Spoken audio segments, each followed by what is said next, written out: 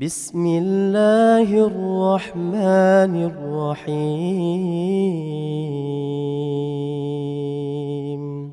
Bismillahirrahmanirrahim. Assalamualaikum warahmatullahi wabarakatuh. Innal hamdalillah nahmaduhu wa nasta'inuhu wa nastaghfiruh wa na'udzu billahi min shururi anfusina wa sayyiati a'malina. May yahdihillahu fala mudilla lahu wa may yudlil fala hadiya lahu. Wa ashhadu an la ilaha illallah wahdahu la syarika lah iqrara bihi wa tauhida. Wa ashhadu anna Muhammadan abduhu wa rasuluh. Yaqulu rabbuna azza wa jalla fi kitabihil karim, ya ayyuhalladzina amanu taqullaha haqqa tuqatih wa la tamutunna illa wa antum muslimun. Ya ayyuhan nasu taqu rabbakumul ladzi khalaqakum min nafsin wahidah wa khalaqa minha zawjaha wa batha minhuma rijalan katsiran wa nisaa'a. Wattaqullaha alladzi tasaaluna bihi wal arham, innallaha kana 'alaikum raqiba. Ya ayyuhalladzina amanu taqullaha wa qulu qawlan sadida yuslih lakum a'malakum wa yaghfir lakum dhunubakum wa may yuti'illaha wa rasulahu faqad faza fawzan 'azima. Amma ba'd. Alhamdulillah, jamaah sekalian yang kami muliakan,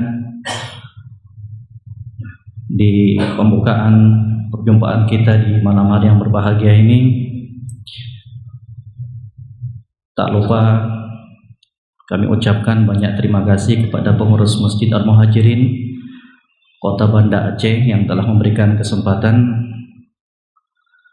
dan itu juga merupakan dari perwujudan hadis yang diriwayatkan dari Nabi sallallahu alaihi wasallam, la yashkurullah man la yashkurun nas. Tidaklah dikatakan seseorang bersyukur kepada Allah Rabbul Alamin sampai dia berterima kasih atas kebaikan yang dilakukan oleh manusia untuknya. Jamaah sekalian, kaum muslimin dan muslimat yang kami muliakan, yang kami cintai, tentunya kami datang ke Aceh ini untuk berziarah, untuk mengambil yang seharusnya datang untuk mengambil faedah di hadapan ustadz-ustadz yang berada di Aceh ini. Demikian pula kepada ikhwah sekalian. Akan tetapi karena diminta untuk mengisi kajian di kesempatan malam hari ini, maka insyaallah ta'ala kita isi sesuai dengan apa yang dibukakan oleh Allah Subhanahu wa ta'ala, sesuai dengan apa yang diberikan dari kemudahan oleh Allah Rabbul Alamin. Jamaah sekalian, di zaman sekarang ini, zaman yang penuh dengan fitnah, tentunya kita lebih membutuhkan ilmu agama untuk membentengi dirinya kita. Kata Syekh Shalih Al-Fauzan hafizahullah ta'ala dalam kitab beliau Masailu Ilmiyah wa Fatawa Syar'iyyah pada halaman 51, beliau ucapkan, beliau katakan bahwasanya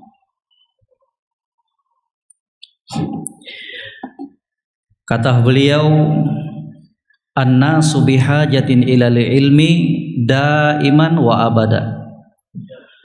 manusia itu butuh terhadap ilmu agama selalu dan senantiasa. Kita senantiasa memerlukan ilmu agama. Kemudian kata beliau, la siyama idza kathuratil fitan wa kathuratis syubhat. Terlebih lagi tak kala fitnah-fitnah muncul, demikian pula syubhat bertebaran di tengah kita. Wa kathura al-qil wal khal. Demikian pula tersebar banyak omongan yang tidak jelas. Nah, disitulah jemaah sekalian, kita seharusnya menyadarkan dirinya kita bahwa kita itu butuh agama, butuh ilmu agama untuk membentengi dirinya kita. Dan juga kita butuh untuk selalu meminta kepada Allah Rabbul Alamin yang namanya keistiqomahan. Jangan pernah merasakan dirinya kita aman. Jangan pernah merasakan dirinya kita itu aman. Ya. Seorang muslim dan muslimah hendaknya selalu meminta kepada Rabbnya Allah Subhanahu wa taala kekokohan, keistiqomahan di dalam agamanya. Di suatu hari, Syahr bin Hausyab rahimahullah datang menjumpai salah seorang istri Nabi sallallahu alaihi wasallam yang bernama Ummu Salamah. Kemudian kata Syahr bin Hausyab bertanya kepada Ummu Salamah, "Ma kana aktsar doa Nabi sallallahu alaihi wasallam?" Apa sih doa yang paling sering dipanjatkan oleh junjungan kita Nabi Muhammad sallallahu alaihi wasallam ketika berada di rumah kamu? Kata Ummu Salamah radhiyallahu taala anha, doa yang paling sering dipanjatkan oleh Nabi sallallahu alaihi wasallam, ya muqallibal qulub tsabbit qalbi ala dinik. Wahai zat yang membolak-balikkan hati, wahai Allah Rabbul Alamin, kokohkan hatiku di atas agama. Saya yakin jemaah sekalian, kita semuanya sudah menghafal doa ini, insyaallah ta'ala semuanya. Akan tetapi mari kita tanyakan dirinya kita jujur, apakah doa ini sering kita panjatkan kepada Allah Subhanahu wa taala? Apakah selama ini kita menjadi hamba-hamba yang lalai kepada Allah Subhanahu wa taala? Nabi sallallahu alaihi wasallam manusia yang paling sempurna.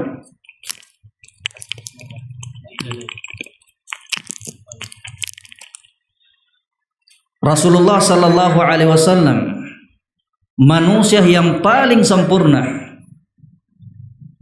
masih saja terus memanjatkan doa ini kepada Rabbnya Allah Subhanahu wa taala. Lah apalagi kita jemaah sekalian. Kita seharusnya lebih butuh dengan doa yang seperti ini, untuk senantiasa meminta keistiqomahan kepada Allah Subhanahu wa taala. Jangan sekali-kali kita merasakan aman. Jangan pernah kita merasa kagum dengan apa yang kita berada di atasnya sekarang ini. Tidak ada jaminan sama sekali. Bukankah demikian jemaah sekalian? Makanya diamalkan doa yang satu ini dalam sujudnya kita, ketika berada di antara azan dan iqamah, ketika bangun di tengah malam, ketika dalam keadaan safar ataukah di waktu-waktu yang lainnya. Jangan pernah untuk melupakan doa yang satu ini. Ya muqallibal qulub tsabbit qalbi ala dinik. Jangan sekedar hafal kemudian lalai dari pengamalan. Sekali lagi, tidak ada jaminan siapapun dia selama dia masih hidup di dunia ini, maka sungguh dia termasuk orang-orang yang senantiasa berhadapan dengan berbagai macam fitnah, baik bentuknya syubhat, kerancuan maupun fitnah syahwat. dan tidak ada jaminan bagi seorang muslim dan muslimah untuk berada selalu dalam keistiqomahan di atas agamanya. Oleh sebab itulah butuh untuk kita meminta kepada Rabb-nya kita Allah Subhanahu wa taala. Jamaah sekalian, kaum muslimin dan muslimat rahimani wa rahimakumullah, di kesempatan hari ini insyaallah taala kita akan membahas sebuah tema yang berjudul sifat hamba pilihan. Dan itu kita ambil dari firman Allah Subhanahu wa taala dalam surat Al-Furqan ayat 63 dan seterusnya. Ini keistimewaan ayat ini, surat Al-Furqan ayat 63, nanti bisa dilihat terjemahannya ya. Jadi sifat-sifat hamba Allah Subhanahu wa taala, sifat-sifat hamba pilihan Allah Subhanahu wa taala itu banyak sekali disebutkan di dalam Al-Qur'an. Akan tetapi keistimewaan sifat-sifat hamba Allah Subhanahu wa taala dalam surat Al-Furqan ini itu disebutkan secara berurutan sekaligus, tidak terpisah. Ya, nanti bisa dilihat dari ayat 63 sampai seterusnya. Ada beberapa sifat diantaranya itu sampai dibuatkan satu buku oleh Syekh Abdul Razak hafizahullah ta'ala, judulnya Sifatul Ibadir Rahman. Beliau jelaskan sekitar 8 poin dari sifat-sifat hamba Allah Subhanahu wa ta'ala, hamba-hamba pilihan Allah Subhanahu wa ta'ala. Dan semoga Allah Subhanahu wa ta'ala memberikan hidayah dan taufiknya kepada kita semuanya untuk bisa menghiasi dirinya kita dengan sifat-sifat yang telah disebutkan oleh Allah Subhanahu wa taala tersebut dalam surat Al-Furqan. Ini sifat-sifat ya yang butuh untuk kita semuanya mempelajarinya, memahaminya, kemudian kita amalkan dan kita hiasi dirinya dengan sifat-sifat yang mulia tersebut. Yang pertama, kata Allah Subhanahu wa taala memulai firman-Nya di ayat yang ke-63. Wa ibadur rahman, dan hamba-hamba Allah Subhanahu wa taala. Siapa mereka itu? Dilanjutkan dan diteruskan oleh Allah Subhanahu wa taala di dalam ayat yang berikutnya. Wa ibadur rahman alladzina yamshuna 'alal ardi hauna wa idza khatabahumul jahiluna qalu salama. Ini sifat yang pertama yang Allah Subhanahu wa taala sebutkan di dalam ayat 63. Perhatikan baik-baik konteksnya. Wa ibadur rahman, dan hamba-hamba Allah Subhanahu wa taala. Ini hamba-hamba pilihan Allah Subhanahu wa taala. Wa ibadur rahman, ibad jamak dari abdun, dan hamba-hamba kemudian diidhofahkan, disandarkan kepada salah satu dari nama-nama Allah Subhanahu wa taala, yaitu Ar-Rahman, yang Maha Pengasih. Dan cukup ini penyandaran, penyebutan hamba kepada nama Allah Subhanahu wa taala menunjukkan kemuliaan bagi hamba-hamba tersebut. Seperti misalkan perkataan kita Baitullah untuk Ka'bah, Baitullah, rumah Allah Subhanahu wa taala, ini menunjukkan kemuliaan Ka'bah itu. Maka demikian pula firman Allah Subhanahu wa taala, wa ibadur rahman, dan hamba-hamba Allah Subhanahu wa taala, hamba-hamba pilihan Allah Subhanahu wa taala. Dan kata Syekh Abdul Rahman As-Sa'di rahimahullahu taala ketika memberikan penjelasan terhadap lafaz ini, wa ibadur rahman, dan hamba-hamba Allah Subhanahu wa taala Ar-Rahman, itu diidhofahkannya kepada Ar-Rahman, ini menunjukkan bahwa hamba-hamba tersebut tidaklah bisa memiliki dan menghiasi dirinya dengan sifat-sifat tersebut kecuali karena taufik dan rahmat Allah Subhanahu wa taala.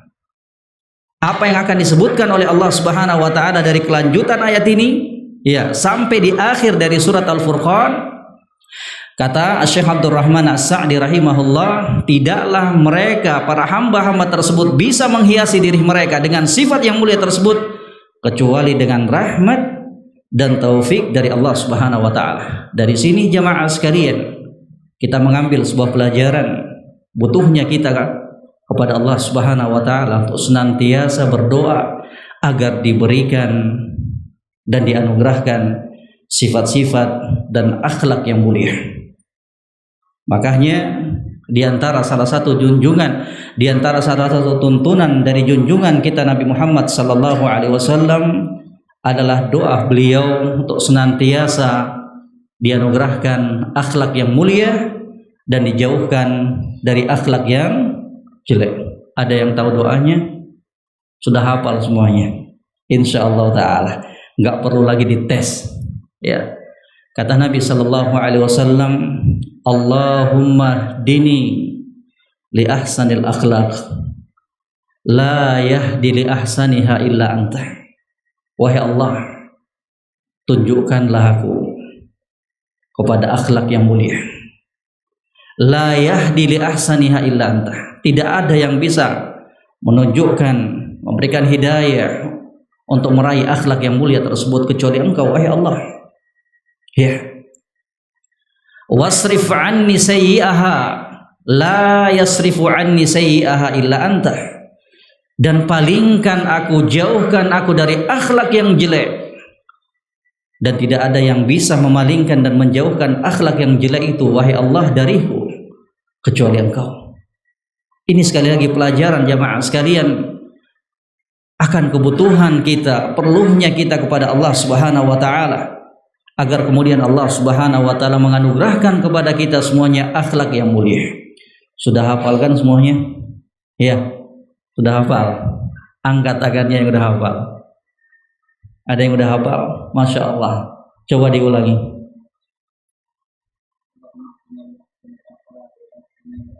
La yahdi la yahdi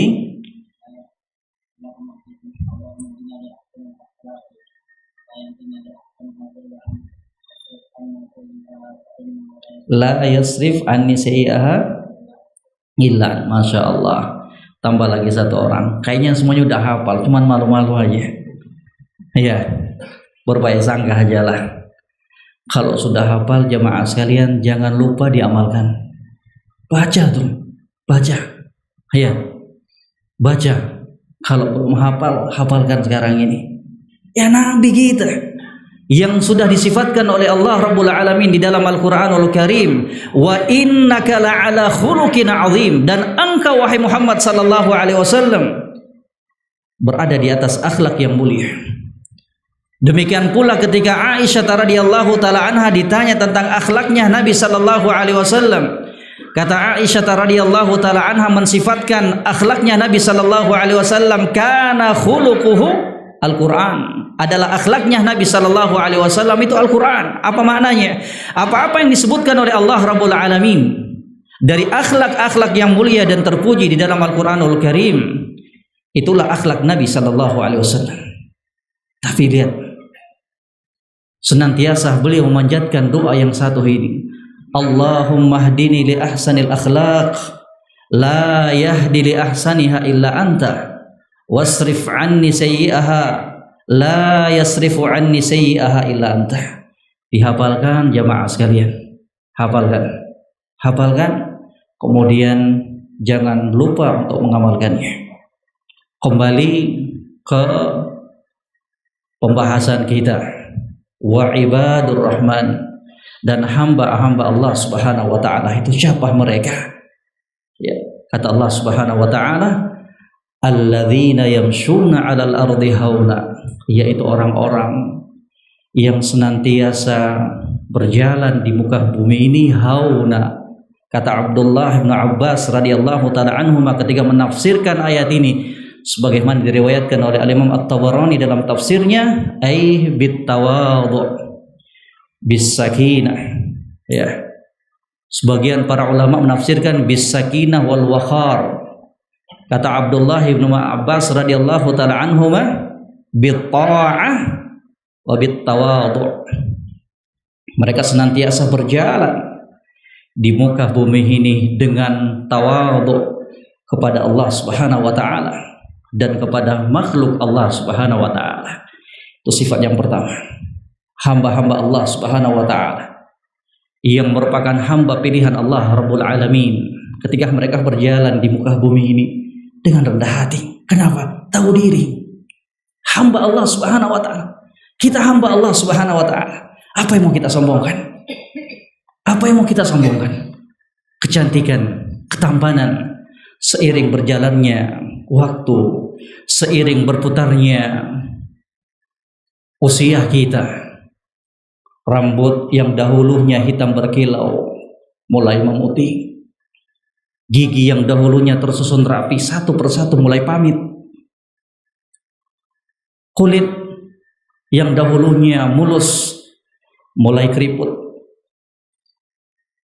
Bukankah itu tanda-tanda untuk kita sadari bahwa kita ini adalah makhluk yang lemah, makhluk yang penuh dengan kekurangan? Apa yang mau kita sombongkan, jemaah sekalian? Iya kan?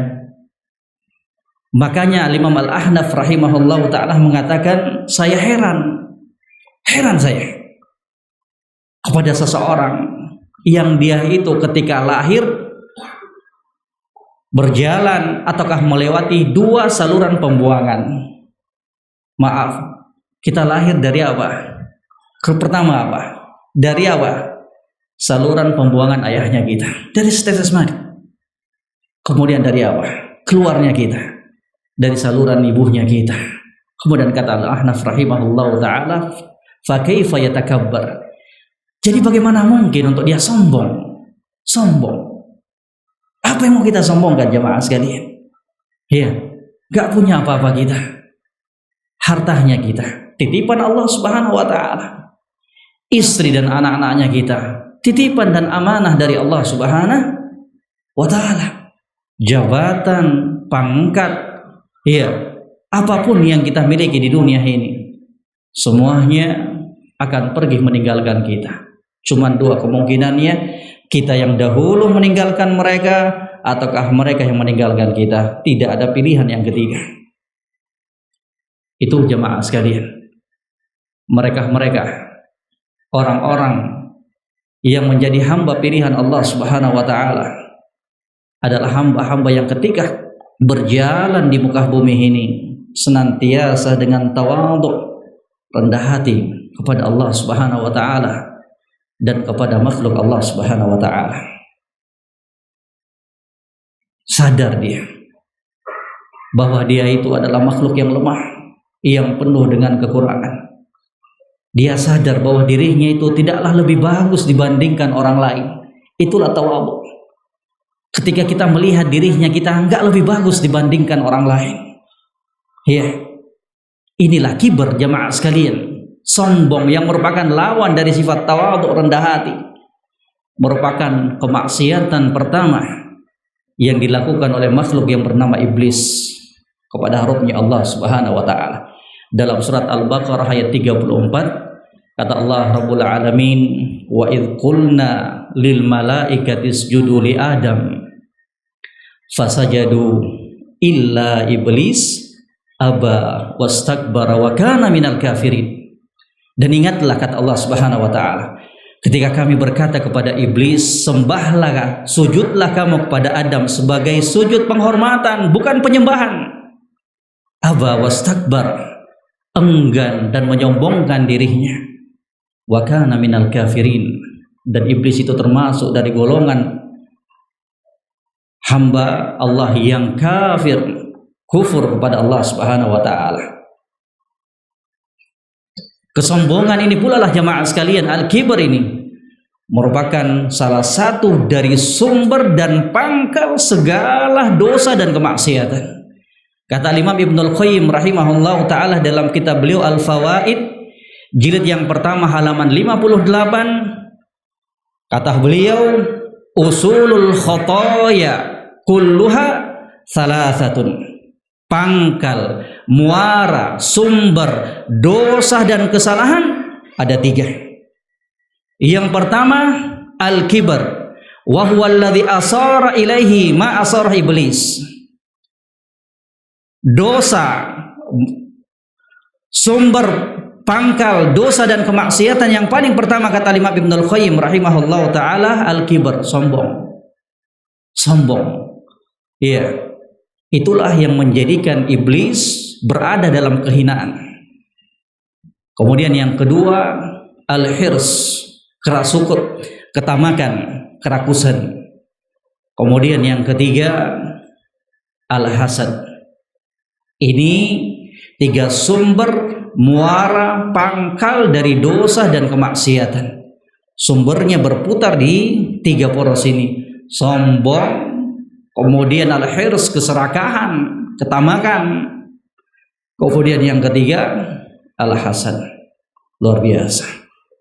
Hati-hati, ya. Jangan sampai ada di hatinya kita sifat sombong ini, jemaah sekalian. Kalau merasa, segera diterapi. Jangan dibiarkan. Bahaya. Efeknya bukan cuma di dunia, tapi akan dibawa sampai kita bertemu dengan Allah Subhanahu wa taala. Gak tanggung-tanggung ancamannya, gak akan masuk surga kata Allah Subhanahu wa taala, sebagaimana disebutkan oleh junjungan kita Nabi Muhammad sallallahu alaihi wasallam, la yadkhulul jannata man kana fi qalbihi mithqalu dzarratin min kibar. Tidak akan masuk ke dalam surga Allah Rabbul Alamin seseorang yang di dalam hatinya masih bercokol sifat kesombongan walaupun sebesar biji sawi. Di dalam hadis yang lainnya kata Nabi sallallahu alaihi wasallam, ala ukhbirukum bi ahlin nar, maukah aku kabarkan kepada kalian sifat dari penghuni neraka tersebut? Kata para sahabat, tentu wahai Rasulullah. Kata Nabi sallallahu alaihi wasallam, kullu utullin jawadin mustakbirin. Penduduk neraka itu adalah orang-orang yang angkuh, keras, ya, dan sombong. La ilaha illallah. Hati-hati. Jauhkan dirinya kita. Dan kesombongan itu bentuknya ada yang batin dan ada pula yang sifatnya lahir, nampak dan gak nampak, ya. Dan apabila kedua sifat kesombongan ini terdapat pada diri seorang hamba, maka sungguh kelak dia bertemu dengan Allah Subhanahu wa taala dalam keadaan Allah Subhanahu wa taala murka kepadanya. Di dalam hadis yang diriwayatkan oleh Imam Hakim dari sahabat Abdullah bin Umar radhiyallahu taala anhuma, kata Nabi sallallahu alaihi wasallam, man ta'awama fi nafsihi wa ikhtala fi masyiatihi ghadib laqiyallah wa huwa alaihi ghadban. Perhatikan dua sifat kesombongan ini. Man ta'awama fi nafsihi, barang siapa yang terdapat kesombongan di dalam dirinya. Ini apa ini? Sombong batin. Apa itu? Kata Nabi sallallahu alaihi wasallam, al-kibr batarul haq wa ghamtun nas. Kesombongan itu engkau menolak kebenaran. Sudah datang kebenaran dari Al-Qur'an dan hadis-hadis Nabi sallallahu alaihi wasallam, kemudian dia tolak dengan pikirannya, dengan akalnya, enggak mungkin. Dengan perasaannya, enggak, nanti gimana kata orang. Jangan, ya, terima itu kebenaran, dengarkan dan taat. Batarul haq wa ghamtun nas, dan kamu remehkan, lecehkan orang lain. Jangan pernah kita mentazkiyah dirinya kita. Na'udzubillah. Jangan, hayul ikhwah wal akhawat, jangan pernah menganggap dirinya kita yang lebih bagus dibandingkan orang lain. Bagaimanapun keadaannya kita, nggak tahu kita. Ada orang yang biasanya penglihatannya kita biasa saja, sholat sama-sama kita, nggak ada istimewanya. Tapi ternyata di tengah malam dia bangun bermunajat kepada Rabbnya Allah Rabbul Alamin. Ternyata dia bangun menangis di hadapan Rabbnya Allah Rabbul Alamin di tengah malamnya. Ternyata ketika dia bersedekah, dia sembunyikan sedekahnya dari penglihatannya manusia. Nggak tahu kita. Makanya sekali lagi, jangan pernah meremehkan orang lain. Jangan pernah mentazkiyah dirinya kita. Kata Allah Rabbul Alamin, fala tuzakku anfusakum huwa a'lamu biman ittaqa. Jangan sekali-kali kalian merekomendasi mentazkiyah diri-diri kalian. Dan dialah Allah Rabbul Alamin yang mengetahui siapa orang-orang yang bertakwa di antara kalian. Siapa? Gak tahu kita. Ya. Bisa jadi orang yang selama ini kita remehkan, kita recehkan, ternyata dia adalah hamba pilihan Allah Rabbul Alamin yang selalu berupaya untuk menutupi ibadahnya, amalan kebaikannya dari pandangan manusia. Ibadah yang mulia, ibadah yang mulia. Ketika ibadah tersebut semakin jauh dari penglihatan manusia untuk kita lakukan, makanya kata Zubair bin Awam radhiyallahu ta'ala an, man istata'a minkum ayyakuna khabi'atun fil amal falyaf'al. Barang siapa di antara kalian yang mampu untuk melakukan amalan-amalan yang tidak seorang pun mengetahuinya dari kalangan manusia, hanya dia dengan Allah Subhanahu wa taala saja, falyaf'al, maka hendaknya dia lakukan. Jadikan itu sebagai bekal untuk kita bertemu dengan Allah Subhanahu wa taala. Semakin ibadah tersebut ditutupi, disembunyikan, dilakukan jauh dari pandangan manusia, maka itulah semulia-mulia amalan di sisi Allah Subhanahu wa taala. Kenapa demikian? Karena semakin jauh dari perasaan riya. Hanya jaga jemaah sekalian. Ya, batarul haq wa ghamtun nas. Man ta'awama fi nafsihi, barang siapa yang sombong di dalam dirinya, itu sombong batin, kata Syekh Al-Utsaimin rahimahullah ketika memberikan syarah terhadap hadis ini. Kemudian sombong yang kedua, sombong yang lahiriah. Apa itu? Dalam sabda Nabi sallallahu alaihi wasallam kelanjutannya, waqtala fi masyatihi, kemudian dia sombong, iya, angku ketika berjalan. Ketika berjalan, sombong, angkuh. Siapa yang terkumpul dua sifat kesombongan ini? Kata Nabi sallallahu alaihi wasallam, laki Allah wa huwa alaihi ghobban. Sungguh orang ini yang begini tipikalnya, yang begini sifatnya, akan bertemu dengan Allah Subhanahu wa taala pada hari kiamat dalam keadaan Allah Subhanahu wa taala murka kepadanya. La ilaha illallah, hasbiyallahu wa ni'mal wakil. Di suatu hari Mutarrif Ibnu Sikhir rahimahullah ta'ala melihat Yazid Ibnu Muhallab berjalan dengan jalan yang tidak biasanya, dibuat-buat, yang menunjukkan kecongkakan dan kesombongan serta keangkuhan. Kata Mutarrif Ibnu Sikhir radhiyallahu ta'ala rahimahullah, inna hadhil masyih yubghiduhallah. Sesungguhnya cara jalan kamu ini adalah cara jalan yang dibenci oleh Allah Subhanahu wa taala. Kan nampak tuh? Ya, jalan dibuat-buat untuk menunjukkan kesombongannya, keangkuhannya di hadapan manusia. Inna hadhil masyih yubghiduhallah, adalah cara jalan yang dimurkai, yang dibenci oleh Allah Subhanahu wa taala. Tahu apa jawaban Yazid bin Muhallab? Kata beliau, awama ta'rifuni, kamu gak kenal saya ya? Kamu gak kenal saya? Kamu gak kenal siapa saya? Kata Mutarrif bin Sikhir rahimahullah, tentu, lihat jawaban pandainya dari seorang ulama. Tentu, saya kenal kamu. Walaupun gak kenal ya nasabnya, keturunannya, enggak. Tapi kata Mutarrif bin Sikhir rahimahullah, iya saya kenal kamu. Awal kamu adalah dari setetes kotoran, mani, dan akhir dari kehidupan kamu adalah bangkai, jenazah, mati kita. Dan engkau sejak lahir sampai mati membawa kotoran di perut kamu. Subhanallah. Terdiam si Yazid. Ya, apa mau kita sombongkan? Tiap hari yang kita bawa di perutnya kita ini kotoran. Ada di antara jamaah sekalian yang isi perutnya misk. Ada. Hah? Apa yang mau kita sombongkan? Lahir dari setetes mani, kemudian akhir dari kehidupannya kita bangkai, jenazah.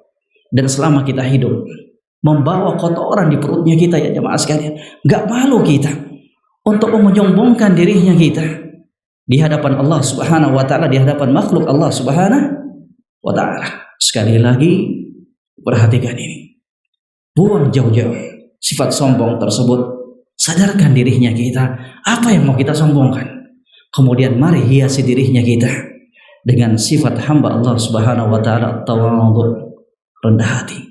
Dan tidaklah buah dari kerendahan hati tersebut kecuali Allah Rabbul Alamin akan mengangkat terus derajat untuk hamba tersebut. Dalam hadis yang diriwayatkan oleh Imam Bukhari dan Imam Muslim dari sahabat Abu Hurairah radhiyallahu taala an, kata Nabi sallallahu alaihi wasallam, "Wa ma naqasat sadaqatun min malin wa ma zada al-'abd bi afwin illa izzah." Dan tidaklah akan berkurang harta tersebut disebabkan infak yang dilakukan oleh seorang hamba, dan tidak Allah Subhanahu wa taala akan menambahkan kemuliaan untuk orang-orang yang pemaaf, dan tidaklah Allah Subhanahu wa taala memberikan tambahan dan menaikkan derajat kepada orang-orang yang tawadhu, rendah hati, kecuali Allah Rabbul Alamin akan terus menerus mengangkat derajatnya di sisi Allah Subhanahu wa taala. Sebaliknya, orang-orang yang sombong dibenci manusia dan dibenci oleh Allah Subhanahu wa taala. Ini yang pertama jamaah sekalian, wa ibadur rahman alladzina yamshuna fil ardi hauna, ay bit tawadhu, rendah hati. Kemudian yang selanjutnya kata Allah Subhanahu wa taala, kelanjutan dari ayat ini, wa idza khatabahumul jahiluna qalu salama. Dan mereka ketika berhadapan bertemu dengan orang-orang yang bodoh, orang-orang yang jahil, diejek, ya, dikeluarkan kata-kata yang tidak pantas, kata-kata yang tidak senonoh kepadanya, enggak dia balas dengan ucapan yang sama. Akan tetapi qalu salama, mereka ucapkan ucapan yang baik.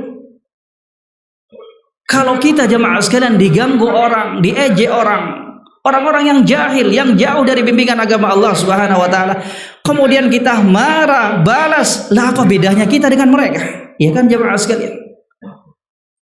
Bukankah Allah Rabbul Alamin telah memberikan bimbingan kepada kita? Wala tastawil hasanatu wala sayyi'ah, idfa' billati hiya ahsan. Enggak akan sama kata Allah Subhanahu wa taala. Enggak akan sama antara kebaikan dan kejelekan. Maka tolak kejelekan tersebut kata Allah Subhanahu wa taala dengan cara yang baik. Sabar. Karena bisa jadi kesabaran tersebut, bisa jadi dengan sikapnya kita tersebut yang membalas kejelekan dengan kebaikan, akan menyadarkan orang tersebut. Ya, akan menyadarkan dia, akan membuat keadaannya lebih bagus. Dan itu bagian dari dakwah. Berdakwah, mengajak manusia dengan akhlak, itu terkadang lebih menyentuh dibandingkan ribuan kata yang kita rangkai sedemikian baik dan bagusnya. Berdakwah dengan akhlak, itu yang akan memberikan goresan yang begitu mendalam terhadap orang lain. Perhatikan kelanjutan ayat ini. Idfa' billati hiya ahsan fa idzal ladzi bainaka wa bainahu adawah ka'annahu waliyun hamim wa ma yulaqaha illa alladzina sabaru wa ma yulaqaha illa dzu haddin azim. Demikian kata Allah Subhanahu wa taala. Karena perbuatan dia itu tadi yang menolak kejelekan dengan kebaikan, membalas kejelekan orang lain dengan kebaikan, kata Allah Subhanahu wa taala, bisa jadi yang tadinya kalian bermusuh, kemudian Allah Subhanahu wa taala membolakkan hatinya menjadi apa? Teman akrab. Itu jemaah sekalian, di antara buah dan manfaat ketika membalas kejelekan tersebut dengan kebaikan. Dan tidaklah yang demikian itu dari sifat yang mulia ini diberikan oleh Allah Subhanahu wa taala kecuali kepada orang-orang yang sabar. Sabar. Itu jemaah sekalian rahimani wa rahimahumullah. Sebagai kesimpulan dari ayat 63 dari surat Al-Furqan ini, orang-orang yang menjadi hamba pilihan Allah, mereka mengumpulkan dua sifat yang mulia.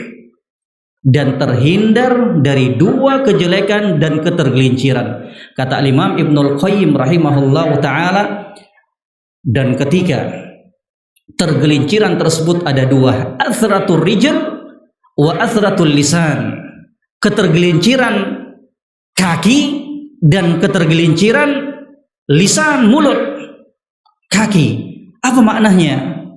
Dia berjalan dengan penuh kesombongan, keangkuhan di hadapan makhluk Allah Subhanahu wa taala. Kemudian ketergelinciran lisan, dia mengucapkan ucapan-ucapan yang kotor, yang keji, ucapan-ucapan yang mendatangkan kemurkaan Allah Subhanahu wa taala. Maka ketika dua ketergelinciran ini, ketergelinciran kaki dan lisan, maka orang-orang yang disifatkan dari sifat hamba pilihan Allah, mereka terselamatkan dari dua perkara ini. Apa tadi itu? Alladzina yamshuna fil ardi hauna. Ini terselamatkan dari apa jamaah sekalian? Tergelinciran apa? Kakinya dia. Tenang berjalannya, enggak dibuat-buat untuk menunjukkan keangkuhannya. Kemudian apa? Wa idza khatabahumul jahiluna qalu salama. Ketika mereka berjalan, ada yang ganggu dengan ucapan-ucapannya yang jelek dan kotor dan keji, mereka balas dengan ucapan yang lebih bagus. Masih banyak kata-kata yang perlu kita keluarkan dari mulutnya kita dibandingkan untuk membalas kejahatan dari ucapan mereka. Kata Syekh bin Baz rahimahullah ta'ala dalam salah satu fatwahnya ketika menjelaskan ayat ini, kata beliau, ya ucapkan barakallahu fik, ya kan? Ada yang mencelah kita, ada yang mengejek kita dari orang-orang yang jauh dari bimbingan agama Allah Subhanahu wa taala, katakan barakallahu fik, Allahu yahdik, aslahakallah. Kan lebih enak jamaah sekalian. Semoga Allah memberkahi kamu. Semoga Allah Rabbul Alamin memberikan hidayah kepada kamu. Semoga Allah Rabbul Alamin memperbaiki keadaan kamu. Subhanallah. Kan enak jamaah sekalian. Iya kan? Enak. Iya. Ini jamaah sekalian, rahimani wa rahimakumullah, jaga lisannya kita. Organ tubuh, ya, dua organ tubuh yang kecil, akan tetapi peranannya luar biasa. Apa itu? Hati. Kemudian yang kedua apa? Mulut. Jangan sampai tergelincir lisannya kita dari perkara-perkara yang akan membawa kesengsaraan dan kebinasaan kita sampai hari kiamat kelak. Ya, dijaga. Jangan sampai ada ucapan yang terkadang sepele kita ucapkan, kemudian ternyata ucapan tersebut menyeret kita, menghempaskan kita ke dalam neraka Allah Subhanahu wa taala. Di dalam hadis yang diriwayatkan oleh Imam Bukhari dan Imam Muslim dari sahabat Abu Hurairah radhiyallahu taala anhu, kata Nabi sallallahu alaihi wasallam, wa innal 'abd la yatakallamu bi kalimatin min sakhatillah la yulqi laha balan yahwi biha fi nari jahannam. Dan terkadang seorang hamba itu mengucapkan sebuah ucapan yang dia tidak memperdulikan akibatnya, anggap sepele, anggap biasa. Yahwi biha fi nari jahannam. Ternyata ucapan yang sepele tersebut, yang dia anggap enteng tersebut, menghempaskan dia ke dalam neraka Allah Rabbul Alamin. Ya subhanallah.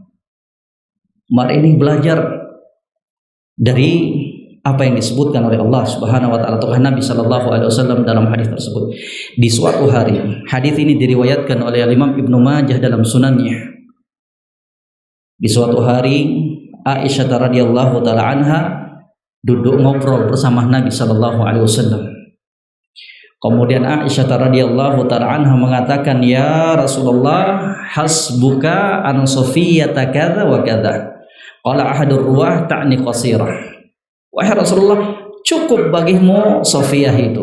Berkata salah seorang perawi yang meriwayatkan hadis ini, yang diinginkan kadza wa kadza ta'ni qasirah, yaitu Aisyah mensifatkan dan menggambarkan kepada Nabi bahwa Safiyah ini adalah wanita yang pendek, tidak tinggi. Satu kata, qasirah. Apa kata Nabi sallallahu alaihi wasallam? Ya Aisyah, laqad qulti kalimatan law muzijat bima'il bahr lamazajathu ay la afsadathu. Wahai Aisyah, kaget Nabi sallallahu alaihi wasallam. Aisyah ummul mukminin radhiyallahu taala anha diluruskan oleh Nabi sallallahu alaihi wasallam, dinasehati oleh junjungan kita Nabi Muhammad sallallahu alaihi wasallam disebabkan apa? Satu kata yang keluar dari mulutnya. Mensifatkan Sofia dengan apa tadi? Qasirah. Wanita yang tidak terlalu tinggi, wanita yang pendek. Kata Nabi apa? Ya Aisyah, laqad qulti kalimatan law muzijat bima'il bahr lamazajathu ay la afsadathu. Sungguh engkau telah mengucapkan sebuah kata yang apabila kata ini dicampurkan, dituang ke dalam lautan yang luas, niscaya air yang berada dalam lautan yang luas tersebut akan tercemari. Ya subhanallah. Lah kita jemaah sekalian, udah berapa kata-kata yang keluar dari lisannya kita yang mungkin kita nggak sadar itu akan membawa kebinasaan dalam kehidupan dunia dan akhiratnya kita. Makanya kata Allah Subhanahu wa taala menghasung kita, mendorong kita untuk selalu memperhatikan ucapan-ucapan yang keluar dari mulutnya kita. Ya ayyuhalladzina amanu. Ataukah dalam firman yang lain, wa qulu linnasi husna. Dan katakanlah wahai para hambaku ucapan yang baik. Ya ayyuhalladzina amanu taqullaha wa qulu qawlan sadida. Wahai orang-orang yang beriman, bertakwalah kalian kepada Allah, wa qulu qawlan sadida, dan ucapkanlah ucapan yang sadid. Kata Imam As-Sam'ani rahimahullah dalam tafsirnya, ai qawlan sawaban la wijaja fihi. Ucapan yang lurus, yang enggak bengkok ke kanan dan ke kiri, ucapan-ucapan yang tidak mendatangkan kemurkaan dan kemarahan Allah Rabbul Alamin. Ingat jemaah sekalian, semua yang keluar dari ucapannya kita akan dimintai pertanggungjawabannya di hadapan Allah Rabbul Alamin. Maka alangkah indahnya perkataan yang dinukilkan dari Al-Imam Ibnu Daqiqil 'Id rahimahullah. Kata beliau, ma takallamtu bi kalimatin illa a'dadtu jawabaha indallah. Tidaklah aku mengucapkan sebuah ucapan kecuali aku telah menyiapkan jawabannya di hadapan Allah Rabbul Alamin. Ya subhanallah, betapa besarnya sifat wara', rasa takutnya dia kepada Rabbnya Allah Subhanahu wa ta'ala.